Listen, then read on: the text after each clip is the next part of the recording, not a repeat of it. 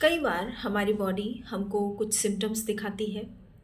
हमें बताने की कोशिश करती है कि there is some problem inside body, लेकिन हम उसको इग्नोर करते रहते हैं और अपने रूटीन में, अपने डेली रूटीन में इतने बिज़ी रहते हैं कि हम उस पे ध्यान नहीं देते।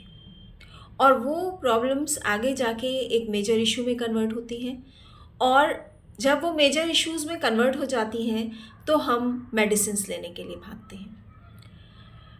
वो चीज़ें जो हमें बहुत समय से बता रही थी कि देयर इज़ सम प्रॉब्लम, अगर हम शुरू में ही उस पे काम करते और हम उनको वहीं पे रोक लेते, तो शायद हमको सारी ज़िंदगी दवाइयाँ खानी ना पड़ती।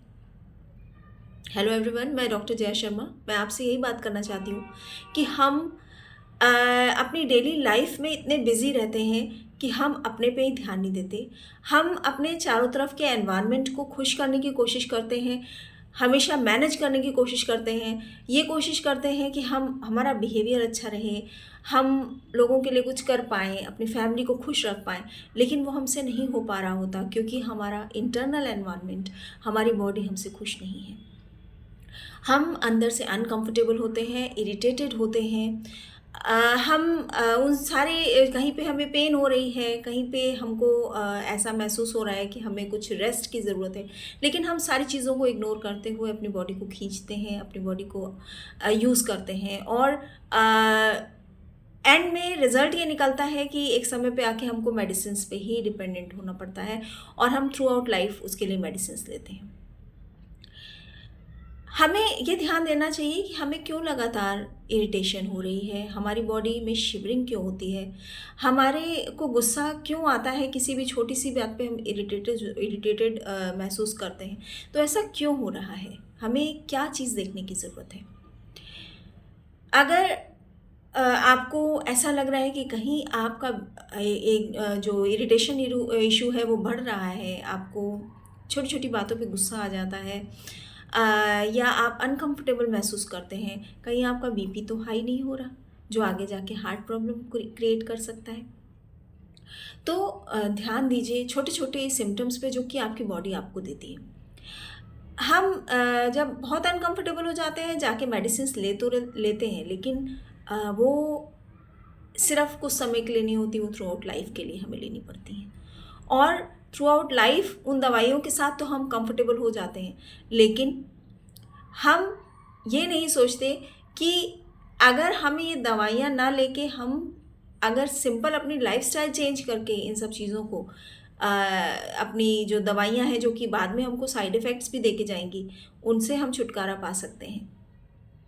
हम थोड़ा-सा अपने डाइट में थोड़े से चेंजेस करके, ये डाइट का मतलब ये नहीं कि हमें पूरी तरीके से खाना छोड़ने की ज़रूरत है।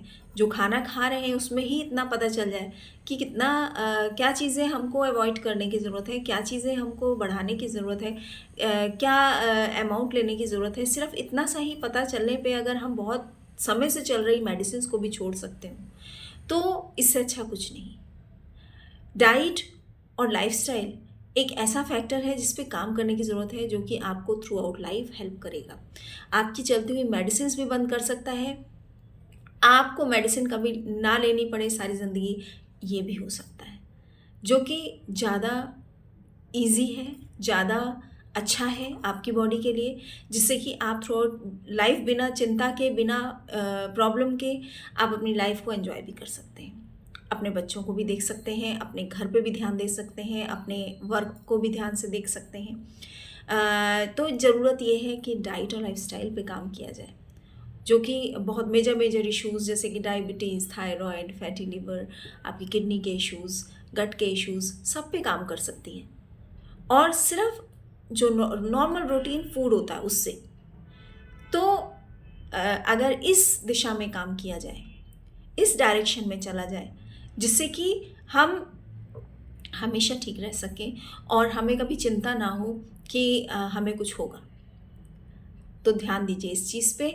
और अगर किसी को मेरी हेल्प की ज़रूरत है तो मुझसे मिल सकते हैं। कोई इश्यू है बॉडी में, उसके लिए कैसी डाइट की ज़रूरत है, मैं कंसल्टेशन भी करती हूँ, वन टाइम कंसल्टेशन भी करती हूँ। और अगर किसी को वेट लॉस का इशू है, वेट लॉस भी बड़े आसानी से आता है आपकी बॉडी में, और आपको भूखा नहीं रहना होता, उसके लिए आप जो खाना खा रहे हैं उसी में बस आपको मैं बताऊँगी कि क्या कॉम्बिनेशंस लेने हैं और आपको वेट लॉस दिखना शुरू हो जाएगा। तो अ, अगर किसी को हेल्प की ज़रूरत है मुझसे मिल सकते हैं, और कोई अगर इशू के लिए आपको कंसल्टेशन लेने की ज़रूरत है तो आप वो भी मुझसे ले सकते हैं। आप मेरे फ़ोन नंबर पे मुझसे कॉन्टैक्ट कर सकते हैं। Thank you.